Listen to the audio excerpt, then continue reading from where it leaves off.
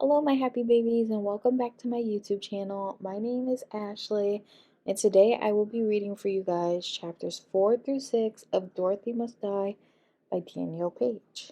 So far, we have gotten like a very good understanding of Amy Gom, our hero, but now we're going to start getting more and more background of what's going on in Oz and everything else. So, without further ado, let's dive right in.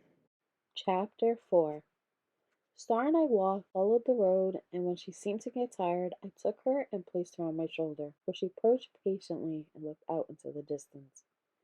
She knew just as well as I did that we were very far from home. Despite my crash landing in Oz, my body was surprisingly free of bruises, aches, and pains.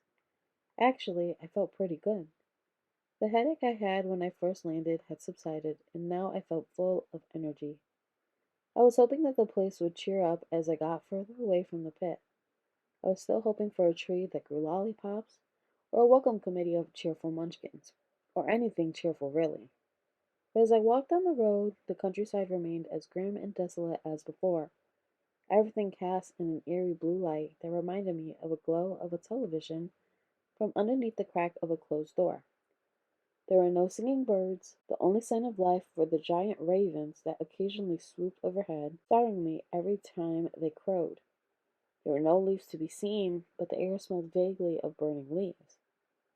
After a while, the bedraggled fields by the side of the road turned into huge cornfields on either side, with stalks as tall as my body. I was used to cornfields back in Kansas, obviously, but these were different. Every ear was as black and shiny as oil. It looked like each one had been dipped in tar, or like all the life had been sucked out of them and had something dead and evil pumped into their place. Curious, I reached out to pull one of them from its stalk. Before I could even touch it, a black vine sprung up from the ground and curled around my arm like a whip, squeezing tight. It burned. I yelped and pulled away, managing to twist myself free and retreat to a spot in the center of the road that I hoped was safely out of reach. I made a note not to go poking around at anything else here. This wasn't Dorothy's Oz. It was Oz, wasn't it? The boy had called it that, and the fact that I was walking along a road made of yellow bricks was enough to convince me I wasn't in Canada or in Argentina. I just had no idea what this Oz had to do with the story I knew. It would have been nice if he'd given me a little more information. Or maybe he had. Suddenly I remembered what he'd said to me before he disappeared into the pit. Don't make the same mistake she made. Could he have been talking about Dorothy? This is where it all began for her, he said. Who else could he have meant? And what mistakes had she made? I thought about it some more. What if Dorothy had been here, just like the book said, but she had somehow gotten it wrong? Like, what if the witch had killed her instead of the other way around?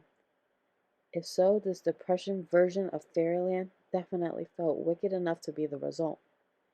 It was a weird idea, so weird that I felt my headache coming back as I tried to wrap my head around it.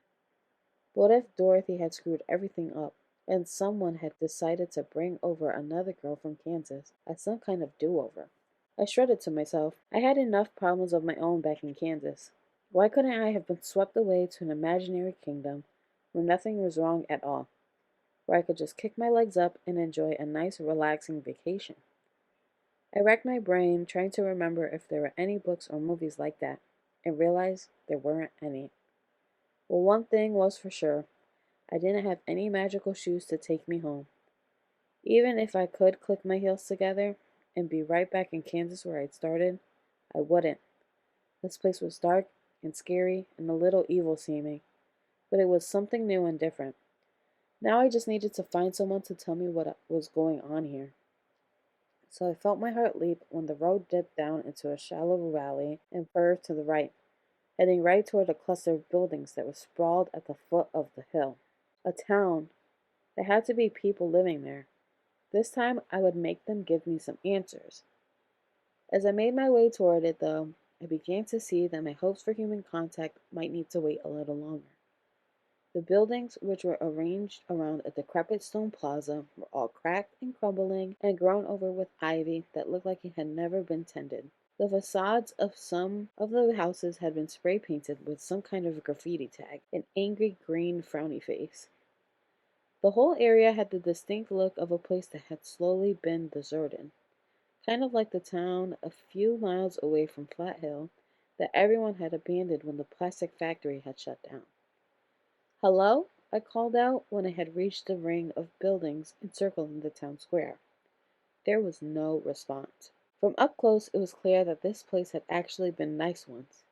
Even abandoned like this, there was something cheerful and quaint about the way the houses, all of various heights, were built so close together that they were practically stacked up on top of each other, as if personal space wasn't something they cared about around here. And although they were falling apart now, each house was beautifully crafted, with dome roofs and round windows and ornate wooden shutters with fancy iron hardware. I had to hunch a little to peer inside the nearest window, which barely reached my chin. Inside, there was a table set for five with moldy food on each plate, like whoever had once lived there had left in the middle of dinner. "They could really use some munchkins around here, huh?" I said to Star, who hadn't moved from her perch on my shoulder. She just stared back at me balefully and didn't bother squeaking a response. I jumped back in surprise when I stepped into the square. Someone was smiling down at me triumphantly. Then I realized it wasn't a person at all. It was a statue cast in marble, and it was the first thing I'd seen in the whole town that wasn't dirty and crumbling. In fact, it was so white that it was glowing, all except for the pair of glittering silver shoes on its feet. Of course, I recognized it immediately. With a kind, smiling face, her jaunty gingham dress, and her neatly curled pigtails, there was no mistaking her. It was Dorothy. The silver plaque on the pedestal confirmed it. "Here stands Dorothy Gale," it read. "She who arrived on the wind, slayed the wicked, and freed the Munchkins." By now I'd given up on the idea that I was dreaming. My body felt too heavy and solid, and as bizarre as everything was, none of it had the sticky underwater quality of a dream. Even so, it was kind of unreal to confirm the alternative with my own two eyes, that I had been thrown into a fairy tale. "Dorothy likes her statues," a voice said from out of nowhere. Startled, I looked around to see where it was coming from and saw a face peering down at me from a second-story window of a house a few paces off. Me, I have to say, I'm pretty sick of them. There was a thud as a small black knapsack landed next to me. Unthinkingly, I reached down for it. "Don't touch that," the voice growled. I jumped back and saw her scrambling out the window. She dangled by her fingers before dropping to the ground, failing softly as if the height were no big thing. It was a girl. She looked up at me with a mixture of suspicion and curiosity, and when she sprung to her feet, I saw that there was no way she was more than 4 feet tall, even in her platform boots. Now this was more like it. I was face to face with a real live munchkin. At least, I was pretty sure that's what she was. Her hair was inky blue black, and her eyes were caked in thick eyeliner, with triple fake lashes. She was wearing a vampy eggplant hue lipstick and a leather skirt. Her t-shirt revealed arms covered in complicated tattoo sleeves, but she was short, and she moved with a springiness and agility that was something more than just plain old human. Anyway, I'd already been here long enough that I wasn't shocked to find out there was such a thing as a goth munchkin. "Excuse me," the girl barked as I looked her up and down curiously. "Do you have a problem?" He rose to my face as my mind flashed to Madison Pendleton. "Nope. Do you?" I snapped right back at her. I couldn't even look at a munchkin without starting trouble. Was she going to punch me now, too? She didn't. Instead, she let out a wiry cackle and rolled her eyes. "Let's see," she said. "Do I have a problem? How about do I have 5,000?" She marched right over to where I stood and grabbed her bag from where it lay at my feet. It was stuffed to the seams with what I figured must be an entire leather wardrobe. The answer's yes, by the way. "I'm Amy," I said, hoping this was what passed for friendly in Munchkin County. I reached out a hand, which she ignored. "Indigo," she replied. She eyed my shoulder. "Cool rat, by the way. I love rats. Does it talk?" I glanced at Star, still hoping she would decide that the answer was yes. She didn't respond. "Nope," I shrugged. "Too bad." Her eyes traced up to my head. "But I don't know about the hair. She's not gonna like it." I ran a hand to my scalp and brushed a pink lock from my eyes. "Why would my pet rat care what my hair looks like?"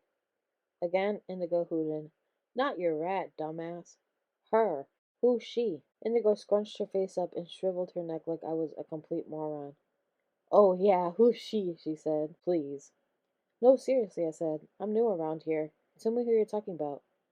I'm new around here, Indigo mocked me in a squeaky falsetto, slipped her backpack on, but as she did it, she looked at me. Really looked at me. Wait, you're not kidding, are you? Really aren't from around here. She was staring at my clothes. I guess that jeans and a hoodie were not what the kids were wearing in Oz. No, I said simply. I'm not. Her jaw dropped open in a slow motion as it dawned on her. Holy shit, she said. You're from the other place, aren't you? She looked over one shoulder and then the other, then asked quietly, How did you get here? I couldn't tell if her tone was one of excitement or fear. It was a tour, I began, but before I could finish, I was cut off by a loud metallic clinking sound from somewhere off in the distance. Indigo took a step backward. You know what? She said, her eyes darting nervously from building to building. Never mind. It's better if I don't know. In fact, it's better if I don't talk to you at all. What? Why? She busied herself with her backpack, her tiny face scrunched up with worry. Like I said, I've already got about 5,000 problems, give or take 1,000. Getting caught conspiring with an outlander would be 5,001. I'd love to hear your story, but it's not worth it. Good luck. You'll need it. With that, she hoisted her pack on her shoulder and began to walk away. No way, I yelled. Just let me ask you some questions. I have no idea what's going on. If you're lucky, you'll never find out, she said, not slowing her pace or bothering to look back. I wasn't going to let this happen again. She was speeding along, heading off the road, but my legs were longer. I raced after her and grabbed her by the elbow. Hey, she said, veering around to face me. Don't touch me. She yanked her arm away, but I yanked right back, and I was stronger. Let me come with you, I whispered urgently. I didn't know where she was going, but she was the best hope I had. Hope of what? I wasn't sure, but I would figure that out later. I promise I'll do whatever you want. I swear I won't get you in trouble, but I'm alone here and I have no idea what's going on. She bit her lip. The thing is, I could tell she was curious about me as I was about her. I could tell part of her wanted to relent. But then we heard the clanging noise again. This time it was louder. You seem like a nice person, Indigo hissed, and I love rats. But get your fucking hands off me and get the hell away from me. The best thing you can do right now is get your ass back to wherever it is you came from and hope you never wind up in this sorry place again. I don't know how to get home, I said, but I let her elbow go. This wasn't getting me anywhere. It looks like you've got problems too, then. Indigo folded her arms across her chest, planted her stocky body firmly in place. See ya, she said. Honestly, I was starting to think this girl was kind of an asshole, but if she wasn't going to help me, I couldn't think of any good way to force her. All I could do was keep following the road and hope it led me somewhere better than this.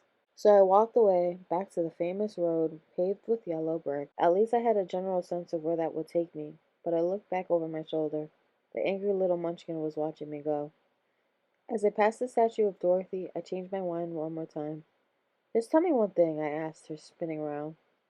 She shrugged, non-committal. She hadn't budged from the spot where I left her. They talk about Oz where I'm from. I've heard about it my whole life. But this is messed up. What happened here? Indigo's impassive face twisted into a snarl. Dorothy happened here, she said. Chapter 5. Dorothy happened. I tried to ask Indigo what she meant, but her eyes had gone from blue to black, and she threatened to punch me in the face if I came one step closer or asked her another goddamn question. I had already been punched in the face once today. That had been today, hadn't it? So I did what she wanted and kept on moving. It was only a few minutes before I put the tiny little town behind me. Now I was back on the road. Ahead, it led up a steep hill that was completely devoid of any grass at all, the raw dirt interrupted only by a few stunted, sickly shrubs here and there. Dorothy had been here, I reminded myself. She had walked this very same path. You're like her in so many ways, the boy said. Kansas, tornado, blah, blah, blah. I mean, the similarities were pretty obvious, right? But there were plenty of differences between us, too. First off, from what I remembered, it hadn't taken her long to make friends. It was like everyone she ran into, which is not included, had wanted to jump on the Dorothy Express. As for me, I'd come across two people so far, and exactly both of them had wanted nothing to do with me. It was kind of depressing to think that I could travel all the way to Oz and still be just as unpopular as I was back in Flat Hill, Kansas. I didn't know where to go next, but the Emerald City seemed as good a place as any to start. That's where Dorothy had gone for help. The road would take me there. It wanted to take me there. So I trudged up the hill, and as I did, the banging sound I'd heard back in the village continued. It was still intermittent. There were a few minutes of welcome silence for every 30 seconds of racket. It was getting louder with every step I took, though, and soon it was so loud that I had to cover my ears every time it started. When I finally reached the top of the incline, I saw where it was coming from. At a distance across a periwinkle field of dust and dirt, and beyond a tangled maze of garland, thorny trees, stood a towering seesaw contraption that was attached by a mess of pipes and wires to something that looked like a cross between an oil rig and a windmill. When I squinted, I saw at least 20 people of less than average height piled on either end of the seesaw thing. Every few minutes, the munchkins would start bouncing up and down in place, and as they did, the taller machine would begin spinning and clinging, jackhammering into the earth. Above all of the action, a statuesque figure in a glittering ball gown floated serenely in midair, just watching them at work. I tried to see what she was holding her up, but as far as I could tell, she was just floating. Wait, a ball gown? I couldn't make up my mind which part I was more curious about, the fact that she was levitating, or the fact that she was doing it above a field of dirt, just like she was on her way to the prom. I stared at her with rapt curiosity. Even from here, I could tell that she was no munchkin. Not just because she was too tall to be one either. There was just something different about her, something familiar that I couldn't place. She had to be at least a couple of 100 feet away, but it was like her image was burning right through all of the distance and imprinting herself right onto my retinas. She was the most beautiful creature I'd ever seen. Her hair was red, and her skin was glowing, and her body was radiating a shower of glittering pink sparkles. I smacked my head as it came to me. Duh! It must be Glenda. She was supposed to be the good witch of the South, right? I felt my face light up as the sheer insanity of it all. When I watched The Wizard of Oz with my mother, Glinda had always been my favorite character, because who wouldn't want to travel around in the flying soap bubble wearing an awesome dress? She'd been my mom's favorite character too, but for a different reason. She's a witch, but she's good, Mom always said. Now that's what I call the best of both worlds. Finally, Oz was living up to its name. I had to see her up close. As I stepped off the road and began to push my way through the thick mass of gnarled and twisted trees, I saw that they had sickly pale blue bark. They were thorny too, and I had to gently push the branches back, being careful not to cut myself. The whole time I stared into the sky, mesmerized by the sight of Glenda. I couldn't wait to meet her. I didn't even care about the fact that my skull was vibrating from the noise the machine was making. As I wound my way toward her, Star began to get uneasy. She clawed and fidgeted at my shoulder. There was something about all this that she didn't like. Will you stop it? I whispered to her. It's Glenda, jeez. I could somehow hear Glenda's voice echoing over the deafening noise, like she was speaking through a megaphone. There is no crying, little ones, I heard Glenda call out, her lifting voice full of kind and gentle encouragement. Munchkin boy she was talking to couldn't have been older than 7 or 8. He was sitting in a little chair near the top of the seesaw, and from his red cheeks and puffy eyes, it was clear he just finished one major sob session and was working himself for another one. Glenda was talking him down from it. What we do for the good of Oz, she cooed. You do love Oz, don't you? The kid nodded, sniffled up his tears, and wiping the snot from his nose, and then he threw himself back into the motion of the seesaw. The clinging began again. My skull was vibrating so hard that I thought it might explode. My hands flew to cover my ears, but that did virtually nothing. I was close enough to see her now. Her dress was even more extraordinary from its vantage that it had appeared in the distance. Instead of the beautiful flowing dresses that the character had worn in the book, this gown was more like armor. Thin metallic petals made up the voluminous skirt, while magenta jewels dipped and curved across her chest and the tight, plunging bodice. It wasn't my style, okay, but it was still pretty amazing. She seemed perfect, and yet as I approached, an uneasy feeling prevented me from calling out her name. Something wasn't right. From far off she looked beautiful, ethereal, otherworldly. But up close there was something ugly about her. Something was wrong with her face. Yes, she was delicate featured, with exquisite bone structure, had perfect strawberry blonde curls escaping from underneath a blinged out golden crown as she smiled benevolently down at her loyal subjects. But that smile, it was, I don't know how else to put it. kind of super gross. It stretched unnaturally wide, spreading out menacingly all the way across her jaw, from one cheekbone to the other. It was twitching at the corners like her lips had been pinned into place. Other than the twitching, it didn't move at all, even when she talked. "What's with her mouth?" I asked Star under my breath, after the machine had halted its banging once again. I jumped back when an actual voice answered in a hoarse whisper from behind me. A, it's Permasmile, and B, are you out of your dumbass mind? I whirled around to see Indigo's bright aquamarine eyes staring out at me from somewhere within the shadowy of the tree branches. "Have you been following me?" I whispered back at my stalker, and then, my curiosity winning out over my annoyance, added, "What's Permasmile?" "I wasn't following you," Indigo replied with a petulant scowl. I was just going in the same direction you were going in. Besides, I couldn't let you just wander up to Glenda like she's going to give you a kiss and a cookie. I'm a softer touch than you think. And this is Permasmile." She pulled out a small tube and held it up. "I never wear it, but it comes in handy to have around," she said, uncapping the top and smearing it across her mouth like lipstick. As she did, her scowling lips stretched like putty into a wide, maniacal grin and stayed that way.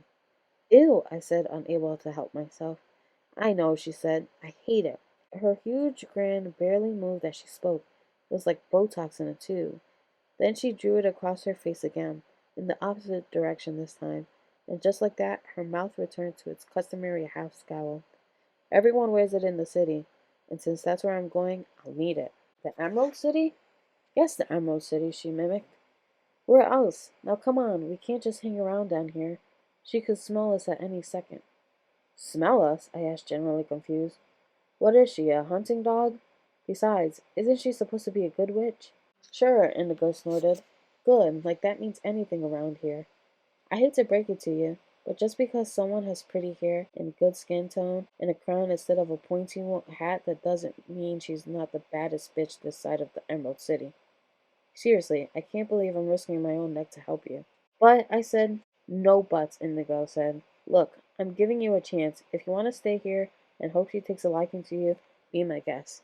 If you'd rather not get killed, follow me." Then she was scampering back toward the road, effortlessly, weaving through the thorns and branches like they weren't even there. I paused for a moment. Then and Dorothy, the bad guys? It was all upside down, and yet something about what Indigo was saying seemed right. I didn't want to believe her, but I knew all too well that you can't always get what you want, so I followed. By the time I made it back to the road, I was a scratched up mess, my shirt torn, and my arms crisscrossed with tiny cuts. Indigo was waiting for me, looking typically sour. "Don't get too excited," she grumbled, but I could tell that somewhere underneath all that she was happy I was joining her. "You can come with me as far as the city, and then you're on your own. And you do what I say, got it? You've already proven you have no survival instincts." "Deal," I said.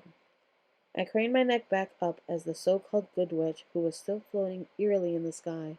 How could I come all the way to Oz and pass up a chance to meet the one and only sorcerer herself? It was like going to Disney World and not getting your picture taken with Cinderella. I don't think I have to tell you that my mom never took me to Disney World. I was still wavering when Star hissed at me angrily. I knew what she was trying to tell me. With a tinge of regret, I chased after Indigo. Sometimes you just have to trust your pet rat's instincts. Chapter 6. "Now, can you tell me what was going on back there?" I asked, when we were back on our way. "She's magic mining," Indigo explained, with the tone of someone explaining why the sky is blue to a toddler for the 500th time. I half understood. Maybe.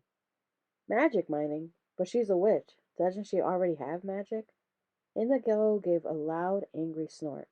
"It's never enough. Never enough for her, and sure as hell never enough for Dorothy. They're digging holes from here to the capital and sucking it right out of the land. Why do you think all the Munchkin country is such a dump? Oz needs magic to survive. Without it, it just dries up. So magic is like in the ground?" I thought of the dark, gaping pit that had swallowed my trailer. Was that one of Glenda's excavation sites? If so, Greenpeace would have a few bones to pick with the Witch of the South if they ever made it to Oz. "Yup," Indigo nodded. "Well, it's everywhere, but it starts in the ground and seeps out from there.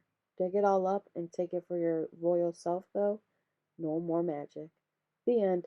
Unhappily ever after." I never thought of myself as someone who was slow on the uptake, but this was all very confusing. Okay, I said eventually. Back up. You keep talking about Dorothy like she's still here, but she went back to Kansas. That's like the whole point of the story. There's no place like home and all that.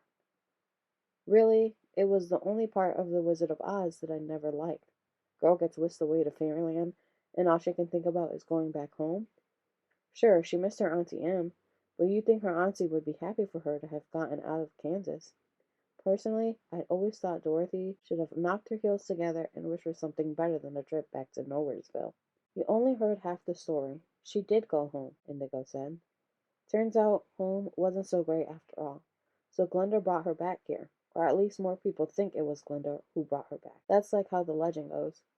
One way or another, when Dorothy got here, that's when the problems all started. What do you mean? Indigo shrugged and waved her hand over the landscape. See for yourself. She was okay at first, I guess. But then they gave her a crown and made her a princess, and somewhere along the way she got a taste for magic. Pretty soon, nothing was enough for her. The more she got, the more she wanted. So the magic made her go off the deep end and start digging pits? Why is Glinda even helping her? Think of it this way, Indigo said. You've got your Witch of the East. Dorothy crushes her with a house. The Witch of the West. Dorothy melts her with a bucket of water. Glinda is the Witch of the South. Notice that she's the only one who's still standing. Glinda knows what's good for her. She knows that the worst thing you can do around here is get in Dorothy's way. What about the North? I asked. Indigo gave me a puzzled look. East, west, south, I said. What about the Witch of the North? I asked. Indigo just looked away. You asked too many questions, she said. The world had been changing color while we talked. The closer we got to the Emerald City and away from Glinda and her machine, the more the chilly blue glow of the sky melted into something sunnier and pleasant. The grass grew greener and thicker on the ground, too, and every now and then I noticed a few crocuses poking their heads out of the earth. I wasn't positive, but as I listened carefully, I was pretty sure I even heard some birds singing a tentative song. On the other hand, maybe it was just the residual sound of the drill ringing in my ear. Why do munchkins cooperate? I asked. If it's ruining their homes, it sounds like they wouldn't go along with it. Indigo leveled with me a cold stare. How about you stop asking about things you've never understood, she said. We're going to get you to the Emerald City, and you're going to find some nice witch who will somehow send you back to Kansas where you and your pink hair belong. After that, we walked in silence.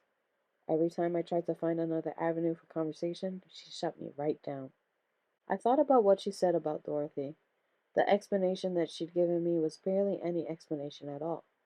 It was one thing to believe that Oz had been corrupted by someone truly evil, but Dorothy had once been good. She had fought the Wicked Witch of the West and freed Oz. How had things gone so wrong for her? Suddenly, my mother's face flashed into my head, and I remembered what it had been like for her. It hadn't happened overnight. She'd been in a lot of pain after the car accident, and at first the pills just made her happy again. In some way, it was happier than I'd seen her since my dad had left and we sold the house, which made me happy too. It always wore off, though, and then it started wearing off faster and faster. She always wanted more. When she got more, she wanted more than that, and that was the end of the life as we knew it. Every time I came home to find her sprawled out on the couch or on the floor, the orange bottle still in her hands, I found myself amazed that something so tiny could hold so much power over her. If what Indigo said was true, Dorothy had gotten a taste of magic, and when it was gone, it had left her hollow. How much magic did she have now? It wasn't a question worth asking. To someone like her or someone like my mom, it wasn't an answer of how much she had. It was how much she didn't have. All of this was making me wonder where my mother was. I hope she was okay. It felt like we'd been walking for hours. My feet were shooting with pain, but the sun showed no signs of waning. Although our surroundings had brightened up considerably, it was monotonous and unchanging. The novelty was wearing off. I was too bored to even be creeped out anymore. I kept waiting to come across a unicorn, or a talking scarecrow, or a river of lemonade, or some other magical Oz thing. I would have settled for a regular tree, or a river made out of water, or even maybe a monster. So far, that was nothing. I have to sit, I said finally. Indigo twisted her lips and then nodded. Fine, she said, plopping herself down on a rock by the side of the road. I sat down next to her. I took Star off my shoulder and placed her on the ground, and she took the opportunity to scamper away into a patch of woods. I knew she'd be back. How far is the city? I asked. We've been walking forever. Dunno, Indigo said. I've never been. So we sat in silence. I wish I could pull my phone out just to have something to do. But my phone, along with everything else I've ever owned, was at the bottom of the pit, if the pit even had a bottom. Instead, I found myself studying the Munchkin's tattoo arms, trying to untangle the elaborate inky swirls that were etched into them. But it was weird. The more I stared at the designs, the more they seemed to be a blur. It was like they didn't want me to understand them, like they were hiding their true meaning from me. Indigo noticed me staring, and she rolled up her t-shirt sleeves to let me take a better look. It's Oz. The real Oz, she said. I wanted to remember how it used to be, so I got it inked. They'll have to skin me if they want me to forget now. As she spoke, the tattoos began to form themselves into a picture before my eyes, and I saw what she was talking about. Her arms were her history. It was a beautiful, picturesque panorama filled with flowers and animals, some of which I didn't even recognize, and happy, smiling people. The craziest part was that the pictures were moving. Just barely, but moving for sure. The munchkins on Indigo's bicep were dancing a jig. The animals were frolicking. The flowers were rustling in the breeze. There was even a witch, green and wicked, with a black, pointy hat, cheerfully dancing something like a hula. Magic ink, she said. Cool, right?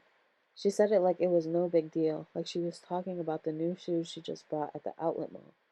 She waved her hand in the air, gesturing at the landscape around us. It's better here since we're farther away from the mines, but nothing's what it used to be. I'll just be one big pit soon. She looked so sad. It was the worst kind of sad, too. The kind where you're sad about something that you know will never change.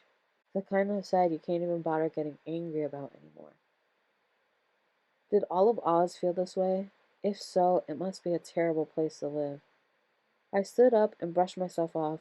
Come on, I said. We're going to the Emerald City. Indigo stared up at the sky like she was looking for a clue. I was beginning to wonder when the sun was going to go down. The sky was just as light as it had been when we started walking. I didn't even feel like it was the same day, much less the same afternoon. I don't know, she said after a while, just looking. It sounded more like she was talking to herself than me. I don't actually really know anything. I don't even really know why I want to go. We'll probably get caught before we make it there anyway. She has spies everywhere. She sighed a long sigh before she followed me back onto the road. You asked why they work for her, she said. You asked why the Munchkins don't tell Glenda to fuck off and take her machine somewhere else. Yeah, I was wondering that. Maybe it was stupid of me. It was, Indigo said, shooting me an annoyed look. Do you think they have a choice? I was one of those kids bouncing up and down on the seesaw for hours, you know. But I got away. Now my family is gone, my house is empty, and I have no idea what I'm going to do with myself. If I get caught, they'll kill me. So that's why they do it, okay? I didn't know, I said. I'm sorry. And I was. When we got to the Emerald City, we're going to find someone to send you home. And when we do, they're going to send me along with you. Anything's better than this. She saw it before I did. What the hell? She said, stopping dead in her tracks in the middle of the road. Ahead of us, we heard a screechy, unearthly caterwaul. Star squealed in response. I sped up to see what was going on, and I wish I hadn't seen at all. A few paces off, something was tied to a post at the edge of the road. Something was furry. It screeched again. One of the monkeys, Indigo said, almost in a whisper. The creature was dangling upside down from the post, a thick rope binding its ankles in place. This wasn't your normal monkey, though. He was dressed like a little preppy in khaki pants with a jaunty red suspenders and a leather topsider on his feet. Despite his outfit, he looked a long way from Nantucket. He appeared to be in so much pain, his eyes were half closed, blood-crusted, and unfocused. His mouth was dry and cracked, his fur was dirty and matted. He didn't look at us. I was pretty sure he couldn't even tell we were there. But he was conscious enough to express his anguish, and he let out yet another ear-splitting scream. Indigo raced forward, and when I caught up with her, she was kneeling, reading a sign that was nailed just below where the monkey's head swayed inches from the ground. For the crime of sass. This monkey is hereby sentenced to official attitude adjustment. Do not tamper. By royal order of Princess Dorothy. The crime of sass, I whispered angrily. They'd made that a crime? Indigo seemed paralyzed. She didn't respond. Well, at least I was here to help him. Poor little monkey, I said. Let's get you down from there. I made a move to untie him, but Indigo grabbed my wrist. She was almost shaking. No, she said. We can't. What are you talking about? You can't just leave a defenseless animal tied up by the side of the road. Look at him. I'm surprised he's still alive. And what the hell? This is what she calls an attitude adjustment? What's wrong with this place? Indigo shook her head sadly. We have to leave him. If we don't, we'll be considered just as guilty as he is. I've seen it before. She looked up at me with tears in her eyes, and I somehow understood that this had already happened to someone she loved. Welcome to Oz, she said. Her voice caught, and then she stood and dusted herself off. Her face, which had just a moment ago looked close to crumbling, hardened back into her typical scowl. Come on, let's keep moving. Forget we even saw it. I shook my head at her. It was wearing pants. It had dried blood over it. It was an eardrum busting pain. You saved me from talking to Glinda. That was different. You haven't been convicted of anything. I looked at her and then back at the monkey. I couldn't leave him. There was just no way. So without hesitation, without thinking really, I reached up and began to untie the ropes that held him in the post. No! Indigo cried, but she didn't try to stop me. Within seconds, I'd gotten him free. I caught him in my arms. He was heavier than he looked, and as I laid him carefully down on the yellow bricks, I felt two rough, bald little stumps on his shoulder blades.